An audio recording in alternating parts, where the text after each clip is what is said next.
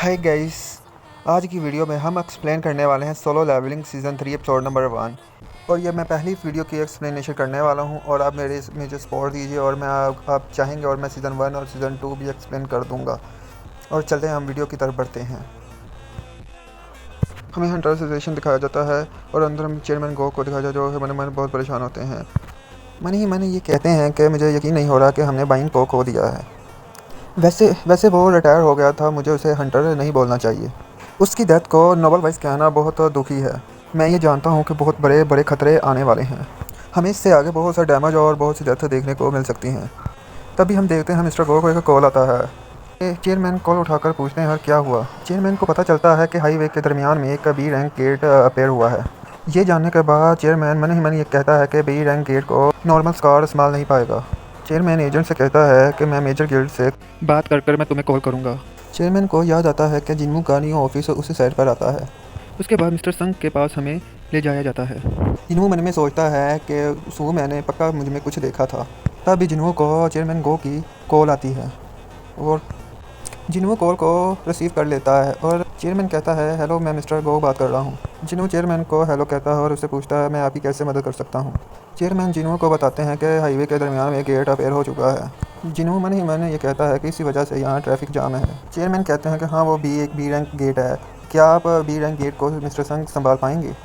ये सुनने के बाद जिन्मू कहता है कि मैं बिना परमिट के बगैर मैं वहाँ जा पाऊँगा। चेयरमैन हंसते हुए कहते हैं कि तुम ये बताओ कि एंट्री परमिट का इंचार्ज कौन है। जिन्हों समझ जाता है कि चेयरमैन क्या बोलना चाहते हैं। वो हंसते हुए कहता है कि अब मैं हंटर एसोसिएशन के चेयरमैन से बात कर रहा हूँ। चेयरमैन हंसते हुए कहता है तुमने सही कहा, तुम्हें किसी भी चीज़ की टेंशन लेने की ज़रूरत नहीं है। इसके बाद हमें गेट के पास ले जाया जाता है, जहाँ गोटो बताती है कि यहाँ एक गेट अपेयर हुआ है और इस जगह पुलिस लोगों को एक सेफ जगह जाने के लिए बोल रही होती है। हम ये देखते हैं इस जगह पर जिन्हू आ चुका होता है। गेट की तरफ जाने ही लगता है तो यहाँ पर एक हंटर एसोसिएशन की फीमेल एजेंट आ जाती है और जिन्हू को कहती है इसी जगह पर रुक जाओ और आगे जाना मना है। लेकिन वो एजेंट संग को गौर से देखती है और कहती है कि आप एस रैंक हंटर संग जिन्हू है। और फीमेल एजेंट मिस्टर संग से कहती है कि आप इस जगह पर क्यों आए हैं, क्योंकि आप एस रैंक हंटर हैं तो फिर भी आप प्रोटोकॉल को आप इग्नोर नहीं कर सकते। क्या आपके पास इस गेट का एंट्री परमिट है? आपके पास एंट्री परमिट हो गई तो मैं फिर भी आपको अंदर नहीं जाने दे सकती और आपको जाना होगा और मिनिमम मेंबर को साथ लेकर आना होगा। जिन्हों इरिटेट हो जाता है और वो मिस्टर गोर को कॉल कर देता है और वो ये कहता है सर मैं गेट के पास आ चुका हूँ और यहाँ एक परेशानी आ रही है। बाद में जिन्हों एजेंट को कॉल पे बात करने को कहता है।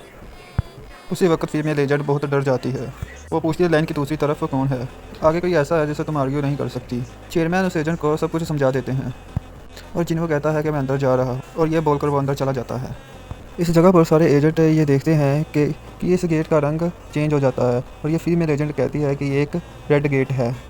वो मन ही मन सोचती है कि ये इस वजह से तो मैंने विश किया था कि इसे चोट लग जाए। आगे हमें जिन्हों को दिखाया जाता है जो कि इस डंजन के अंदर आ जाता है और ये कहता है कि मुझे ऐसा फील हो रहा है कि जैसे मैं रेड गेट के अंदर आ चुका हूँ और जो गेट है वो भी अब बंद हो चुका है। और वो कहता है कि मैं अपने आप को ज़्यादा ही पुश कर रहा हूँ। जिन्हों को अपनी वालदा की बात याद आती है जहाँ उन्होंने बोला था जो खुशी दे वो काम करो। और प्रेजेंट दिखाया जाता है जहाँ जिन्हों इस बात से बहुत खुश था कि उसकी मदर उसके हंटर बनने पर उसके ख़िलाफ़ नहीं थी। इसके बाद जिन्हों कहता है कि मुझे लगता नहीं है कि ये जो डंजन है अभी मुझे ज़्यादा तकलीफ देगा। और आगे देखते हैं इस जगह पर बहुत ढेर सारे मॉन्स्टर आ जाते हैं और जिन्हों अपनी आर्मी को बाहर निकाल लेता है और जिन्हों कहता है इस डंजन को मैं एक दिन में क्लियर कर दूंगा। और हम आगे देखते हैं कि शैडो सोल्जर इन बीस्ट से लड़ाई कर रहे होते हैं। इस जगह शैडो मैजिशियन अपनी फायर मैजिक से इन बीस्ट को मार रहे होते हैं और इसके बाद डंजन का बॉस जिन्हों के सामने आ जाता है और वो कहता है तुम बास्टर जो हमारे लोगों को मारते जा रहा है। और डंजन का बॉस ये भी कहता है कि मैं तुमसे बहुत ज़्यादा इम्प्रेस हुआ हूँ कि तुम इतने छोटे होने के बावजूद भी तुम इस जगह पर पहुँच पाए हो और तुम हमारी लैंग्वेज को भी बोलना जानते हो, तुम इससे आगे नहीं जा पाओगे। और डंजन का बॉस चलाते हुए कहता है कि यहाँ मेरे सोल्जर हर तरफ छुपे हुए हैं। और डंजन का बॉस इसी जगह अपने सारे सोल्जर को वापस बुला ले लेता है, लेकिन यहाँ पर कोई भी बाहर नहीं आता है क्योंकि जिन्हों के सारे शैडो सोल्जर ने सब मॉन्स्टर को मार डाला था। और डंजन के बॉस को यहाँ समझ नहीं आ रहा था कि बाहर क्यों कोई नहीं आ रहा था। और जिन्हों डंजन के बॉस से कहता है कि तुम बहुत फ़नी हो और मेरी हाइट से तुम मुझे बांप रहे हो। इसके बाद संग अपनी आर्मी को वापस बुलाता और इस जगह पर जिन्हों के सारे शैडो सोल्जर आ जाते हैं और यहाँ कुछ शैडो सोल्जर कुछ मरे हुए बीस्ट को भी लेकर आ रहे थे। जिन्हों कहता है कि देखने से लगता है कि यहाँ कोई भी नहीं बचा है। डंजन का बॉस कहता है कि इस जगह पर हुआ क्या है। इसके बाद हम देखते हैं कि बेरू डंजन के बॉस पर कुछ फेंकता है रंजन का बॉस ये देखता है कि ये उसके लोगों का सर होता है, पर उस जगह देखते हैं कि बेरू के उनके उस लोगों का और सर लेकर बैठा होता है। इसके बाद हम देखते हैं संघ की सारी शैडो सोल्जर यहाँ आ जाते हैं। रंजन का बॉस गुस्से से चिल्लाता है और कहता है, बास्टर, मैं तुम्हें छोड़ूंगा नहीं। और जिन्हू को ये सुनकर कोई भी फ़र्क नहीं पड़ता और वो शैडो सोल्जर को उस पर हमला करने को कह देता है। शैडो सोल्जर और बीस्ट के दरमियान लड़ाई शुरू हो जाती है और यहाँ पर दो मेजर बीस्ट जिन्हू के ऊपर हमला कर देते हैं और जिन्हू के पीछे से टैंक आ जाता है और दोनों बीस्ट को अपने पंजे से मार डालता है। इसके बाद रंजन का बॉस चिल्लाते हुए कहता है कि तुम लोग मूर्ख हो, मेरे लिए इतना काफ़ी नहीं है।